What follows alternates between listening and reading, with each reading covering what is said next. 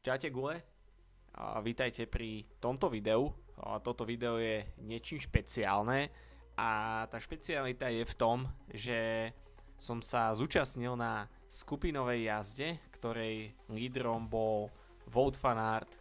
Pre tých, kto neviete, kto je Wout van Aert, tak je to určite cyklista, ktorý si zaslúži byť niekde v top 10 cyklistov, za mňa určite, a jazdí za tým Visma Lease Bike, čo je taký ekvivalent Real Madrid alebo Barcelony. No a zúčastnil som sa teda na skupinovej jazde, kde sa zúčastnilo cez 3000 ľudí naraz, takže to bol poriadny masaker. Čítal som si na ďalší deň komentáre, že veľa ľuďom to padalo, zle sa načítavalo, mali lagy a kadečo. Ja som našťastie nič z tohto nemal. Jediná vec je, že sa mi to nepodarilo live streamovať, lebo som mal problém s druhým mikrofónom, ktorý som chcel spojazniť. Každopádne poďme si povedať niečo o tej jazde, poďme si ukázať, ako prebiehala. Všetko som si spojaznil, nachystal som si vodu, banán, gel, jednoducho bol som ready, myslel som si, že to bude celku záhu a pre mňa aj bol.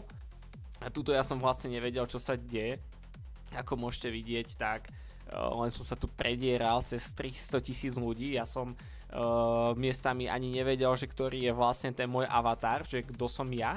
Úplne sa to tu akože myhalo, nevedel som fakt, že čo sa deje, iba som si všimol, ako tu je vidieť, že tam veľkým svietilo, že lídr je offline. Ja som ako v celku vyrazil, povedal by som tak svižne, lebo som sa bál, že ten štart bude nejaký super prudký, takže nechcel som úplne zaostať, aby som tú skupinu dobehol.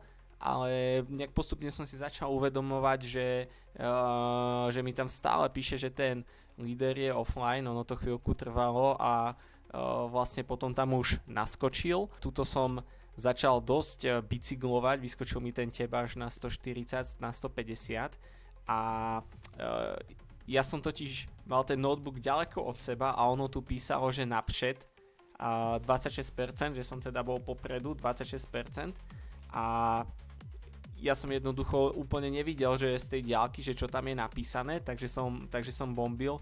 Až tak nejak postupom času som zistil na to, že vlastne, že on je za mnou, takže postupne som to tempo zvolnil a akoby som sa nechal obehnúť, takže tuto to môžem prepnúť, niekde v tomto momente ma Van Aert obehne. Neviem, že či to bol tento človek s tou žltou príobou. Tým, že tam bolo tak strašne veľa ľudí, tak tie štatistiky, že koľko som za ním alebo pred ním aj počas jazdy v celku haprovali, že niekedy mi ukázalo, že zrazu je za mnou, potom, že som zrazu pred ním, takže bolo to také všelijaké.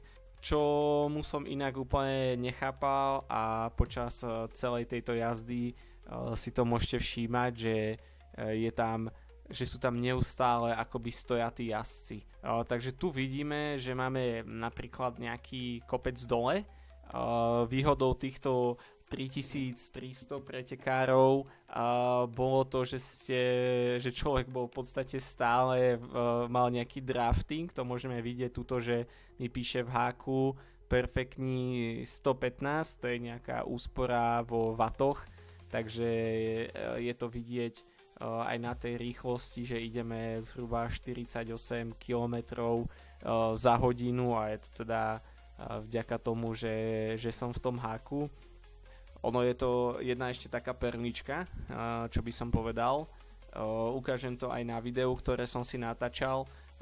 Ono v podstate celý čas, ako som bicykloval, tak ja som sa pozeral, že ako ďaleko som za ním, nechcel som tú jeho skupinu nejak veľa si nechať utiecť. Zároveň som si aj sledoval svoje tepy, lebo som to nechcel úplne prestreliť a zároveň som na riaditkách mal pripnutý svoj telefón, kde som si pozeral livestream z toho, ako on jazdí. On to vlastne streamoval na Instagram a čo bolo také zaujímavé bolo, že raz za čas ukázali aj tú jeho obrazovku, a vždycky keď ju ukázali, tak úplne chat sa tam zbláznil, pretože on išiel celý čas v zóne 1, teda aspoň vždycky keď ukázali jeho obrazovku, tak v ľavom hornom tom okne, kde ja mám teraz 160 tepov, tak a mám tam napísané Z5, tak on tam mal vždycky tak 95 až 110 tepov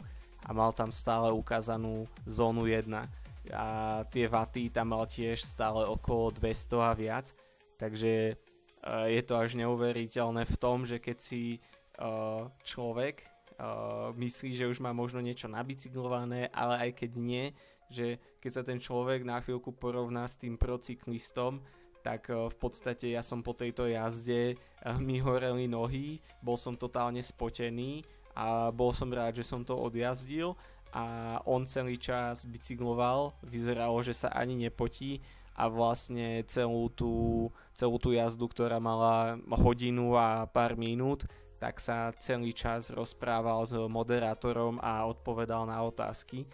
Takže je to mega, aký je ten rozdiel medzi bežným človekom a profesionálom, s tým, že ja som bol fakt zodratý a jeho telo vlastne to malo asi taký výkon ako ja, keď sa idem prechádzať, hej. Takže že to je v celku na zamyslenie, že aký úroveň vytrvalosti a fitness levelu takíto procyklisti majú. Takže tuto miestami boli ešte také hupáčiky, ako by to môj kamoš Gula nazval, takže tam som si povedal, že ešte to treba preguliť jednoducho, ísť cesto. A môj taký plán na tento dojazd bol už len to, že to pôjdem tak easy, že si to dojazdím, aby som to mal vlastne jak taký výklus. Dobre, takže tu už je vidieť len to, že som ten výkon fakt polavil, chcel som sa už len tak vydýchať dole tým kopcom, vytočiť nohy a nejak to proste dojsť do konca. Dobre, takže toto už je taký len záver, aký je z toho záver pre mňa. Zistil som, že môj skoro najvyšší výkon, ktorý dávam, je na úrovni Wout van Aerta, keď sa ide prechádzať, takže asi taká je rovnosť našich výkonov. Každopádne bola to v celku zaujímavá skúsenosť. Dobre Gule, to bolo z tohto videa všetko. Dajte mi dole do komentáru vedieť, že či sa vám video páčilo a dávam sem takú výzvu, že ak mi na video dáte aspoň 20 lajkov, tak sa zúčastním nejakého závodu v Ruvi a celý tento závod aj od live streamujem. Tak dajte like a subscribe. Díky.